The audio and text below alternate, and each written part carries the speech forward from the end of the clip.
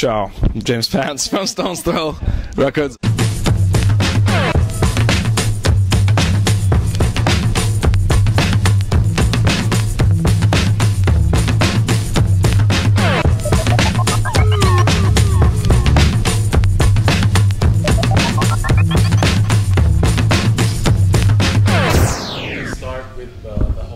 Okay, yeah. Sure. And what, in your opinion, what is it that makes Stone Throw such a special label? Sure. I got signed on the label a couple of years ago. I met Peanut Butter Wolf over 10 years ago now, when I was a young boy. Oh, that sounds gross. Sorry. No, I met him when I was in high school. He was playing in my town of Austin, Texas. I took my date to see him and met him and went record shopping for the next few days with him. Kept in touch. Did an internship later for the label while I was in university. And a couple years after that, put out a record. So I guess I've always kind of been somewhere in the Stones Throw mind.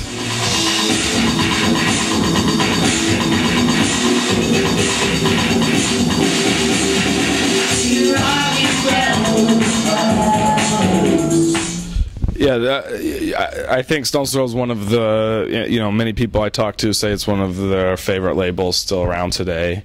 And they are still around, so that's a success story right there. But it's just overall, the whole label is run by music fans, music nerds, all record collectors. So we all like very many different types of music, and so in that sense, it's all about the music, and you're free to do what you want on that label. So that's very exciting and rare.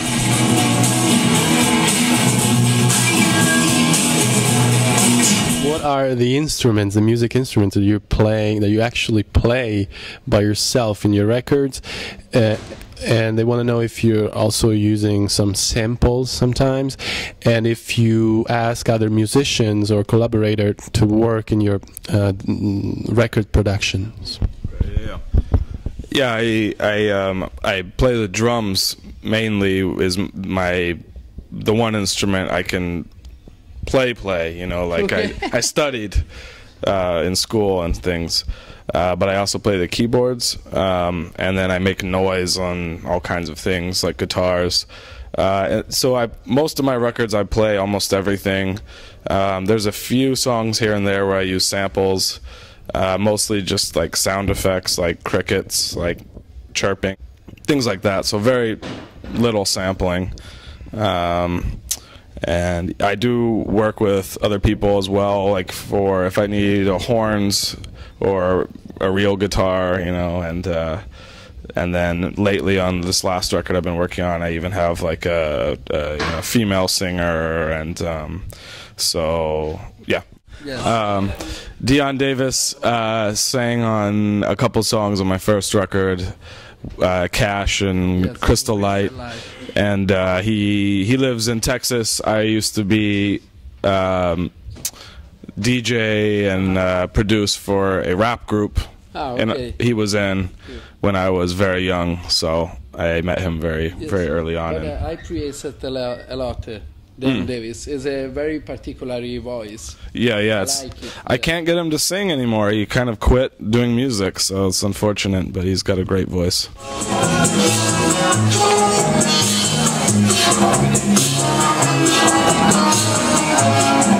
And we speak about the samples. Okay, I have one question particularly for you. Have you ever sampled Italian music?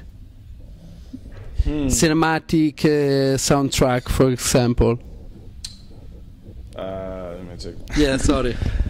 Actually, unfortunately, no, I haven't sampled Italian music, but I do listen quite often. Oh, actually, I know I have sampled Italian music. It never came out, but some Piero Emiliani. Okay. Some of his science fiction stuff has early drum machines on it, and I've used some of the drum machines. Yeah.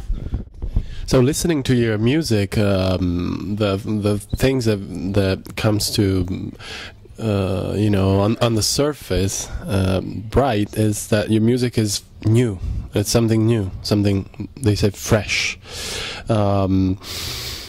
So, but it's new, but you can tell that there's a lot of knowledge about the past. So they want to know what kind of music inspired you in your work. What kind of music from the past inspired you in your work?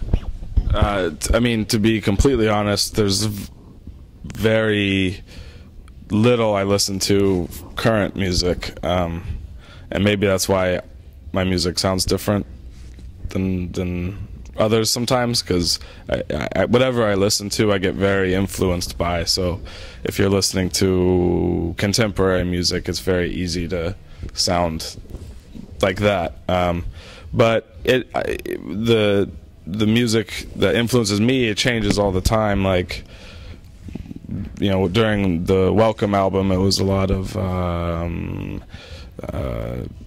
like modern soul and boogie and with a little psychedelic stuff. And then Seven Seals is like all psychedelic and new age music.